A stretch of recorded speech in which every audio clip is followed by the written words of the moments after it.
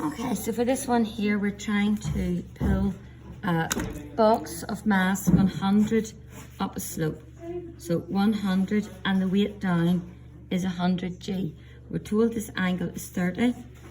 So this one is 30, and then you have a reaction. Now, the coefficient of friction is 0.4, so mu is 0.4. Now the box is wanting to fall down, so friction is going to work up. It is at the point of falling down, so the extra force P is also pulling it up.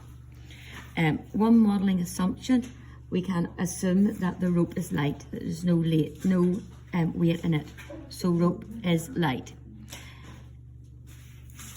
Part 2 we've just done. Part 3 is finding P. So if we solve perpendicular to the plane, so R equals 100 G cos 30. So cos 30 is root 3 over 2. So it's 100 G root 3 over 2. So R is 50 root 3 G. If we resolve parallel to the plane, friction plus P equals, and this one will swing back, 100 G sine 30. Friction is mu times R, and you've got your R from up here. So 50 root 3 G plus P equals 100 G sine 30 is a half. So just rearranging that. So P equals 50 G minus, let's bring this over to our side, mu is 0.4 times 50 root 3 G. So just plugging all that into the calculator. So 50 times 9.8 minus 0.4 times 50 times root 3 times 9.8 gives me a P to be 151 newtons.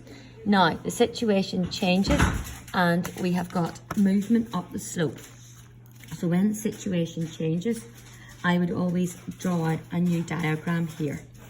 So you have got 30 degrees, 100, the weight down is 100 G. Draw your right angle in. This is 30. This is your reaction.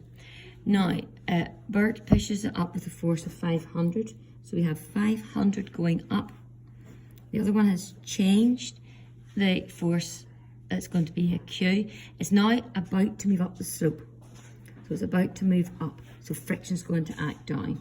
So resolving perpendicular to the plane, R equals 100 G cos 30.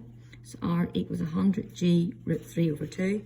So R is 50 root 3 G. It hasn't changed. Parallel to the plane, 500 plus Q equals friction, and don't forget this force here, plus 100 G sine 30. So Q is your friction, which is mu times the R. Add 100 G sine 30 is a half. Bring this 500 over and subtract, and just putting that all through the calculator again.